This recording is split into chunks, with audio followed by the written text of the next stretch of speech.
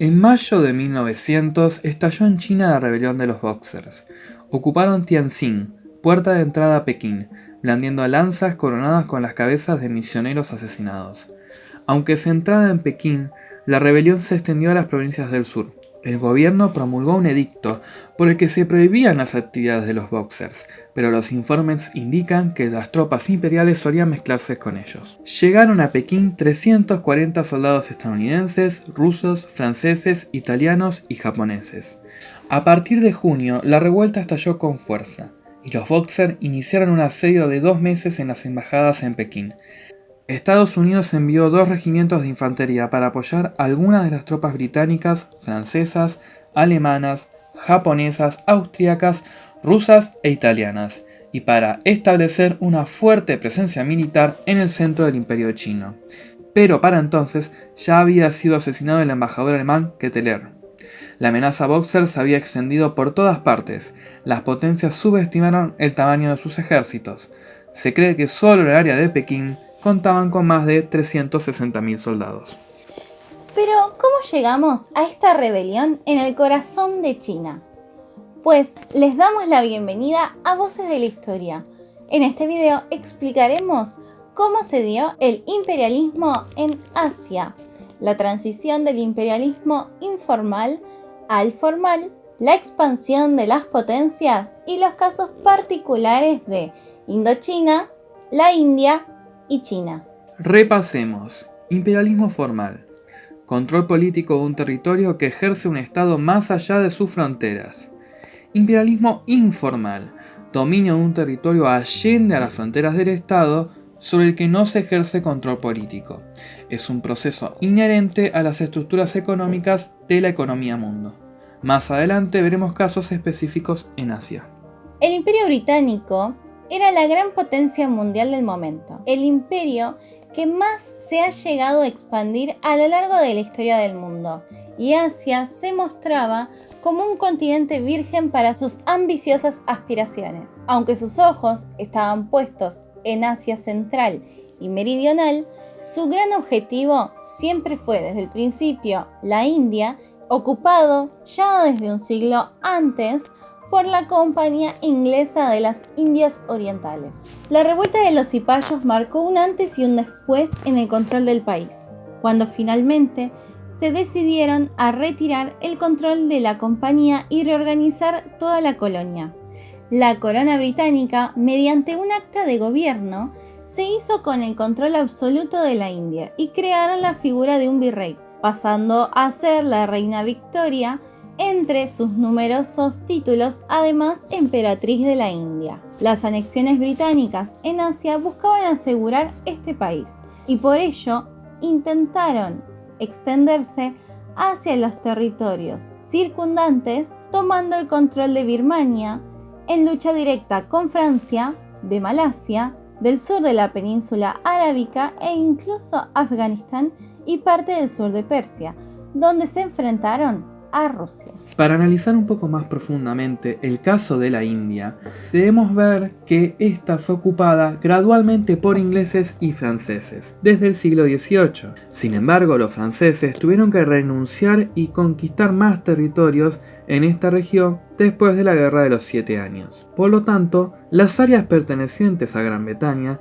estaban bajo la administración de la East India Company, mientras que otras se administraban bajo un régimen de protectorado. Imperialismo informal. Esto significaba que muchos de los gobernadores locales, los maharás, conservaban su poder, pero la actividad agrícola consistía en cultivar algodón y yute para las fábricas inglesas. Como resultado, la comida era escasa y había hambruna en el campo. Esta situación, junto con las crecientes medidas discriminatorias impuestas por las autoridades británicas, condujo a trastornos como el levantamiento cipayo de 1857. Los inglos fueron derrotados 2 años después, y entre las consecuencias de la revuelta fue el endurecimiento del poder inglés. Imperialismo formal. La Compañía de las Indias Orientales se disuelve y la India se incorpora oficialmente al Imperio Británico. Francia. El epicentro de sus conflictos estuvo en Indochina, lo que hoy es parte de Camboya, Laos o Vietnam. Esto es Asia suroriental. Los franceses estaban en Cochinchina, desde mediados del siglo XIX y a partir de allí fueron anexionándose territorios cercanos, como el delta del Mekong e incluso una parte de China al sur, donde establecieron los protectorados de Annam y Tonkin. También convirtieron a Camboya en un protectorado francés. Los Estados Unidos emprendieron una política imperialista orientada prioritariamente hacia el Caribe y Centroamérica, sin olvidar el sur del continente. También comenzaron a poner su punto de mira en el Pacífico, con el objetivo de situar en algunos enclaves bases navales para proteger sus rutas comerciales con Asia. En esta época se procedió a la conquista de Hawái, por fin para controlar el estrecho de Bering, paso entre América y Asia. Se adquirió Alaska a Rusia en el año 1867. La guerra de 1898 contra España supuso un hito fundamental en la historia del imperialismo de Estados Unidos. El ejercer una verdadera tutela sobre Cuba y Filipinas durante mucho tiempo e incorporando Puerto Rico a la Unión como Estado libre asociado. Japón, por su parte, era una potencia emergente que intentaba acelerar su economía y su potencial armamentístico con el objetivo de adentrarse en el continente y hacerse con parte del botín que ante sus ojos estaban repartiendo los europeos. Esto llevó a un gran enfrentamiento con otra potencia, Rusia. Ambas deseaban ampliar su área de influencia en Manchuria, provincia de China, así como apoderarse de la península de Corea. Lo irreconciliable de sus intereses desembocó en este conflicto que se desarrolló durante los años de 1904 y 1905. Japón, potencia ascendente económica y militarmente, se consagró como victoriosa tras la derrota de Rusia, tras la destrucción de sus flotas en el Pacífico y en el Báltico. La derrota no solamente fue un duro golpe a Rusia, sino que provocó un gran movimiento social en demanda de reformas. En él participaron los soviets, que años más tarde cobrarían especial relieve. El malestar sirvió de detonante a la Revolución de Febrero de 1905. Por su parte, en contraposición, Rusia había ocupado Asia septentrional en el siglo XVII y a mediados del siglo XIX se dirigió hacia el sur, hacia las fértiles tierras de Turquestán. Los avances rusos originaron o agravaron diversos conflictos entre las distintas potencias. Con su avance hacia el Turquestán, se profundizaron las hostilidades con el Reino Unido, ya que ambos países mantenían disputas sobre Persia y las tierras fronterizas de la India, Afganistán y el Tíbet. China fue un polvorín definitivo durante la invasión de los países asiáticos. Curiosamente, la extensa y prolífica China no se encontraba ocupada por nadie, aunque había pequeños enclaves comerciales europeos situados dentro de sus fronteras. Aquel intenso comercio que se desarrolló entre europeos, principalmente británicos y chinos, derivó en la Guerra del Opio. Mientras los británicos compraban té y seda a los chinos, estos se quedaban con el opio que los ingleses le traían desde la India.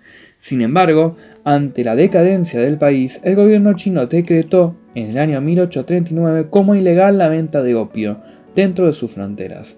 El conflicto no tardaría en estallar cuando los británicos vieron peligrar su comercio. Evidentemente, la victoria caería dentro del lado más poderoso. Gran Bretaña, mediante el Tratado de Nankín en 1842, se hizo con Hong Kong y con 12 puertos comerciales más. La potencia china quedó en entredicho desde aquel entonces, debilidad que contribuyó a que los otros países se fijaran en el enorme potencial que podía ofrecer un país como aquel, tan rico como débil.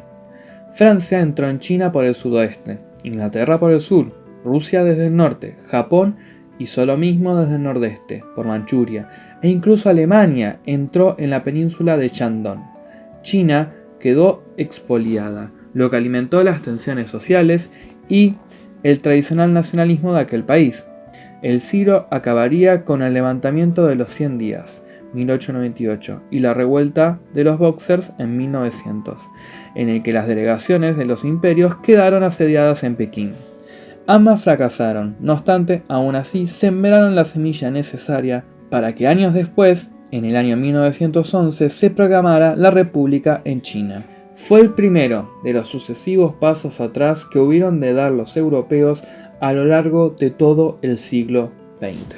Muchas gracias por haber visto este video. No te olvides de darle un me gusta y suscribirte. Activar la campanita de notificaciones para que te avise cada vez que subamos un video. Recuerda que puedes seguirnos en redes sociales como Instagram, Facebook y escuchar nuestros podcasts en Anchor.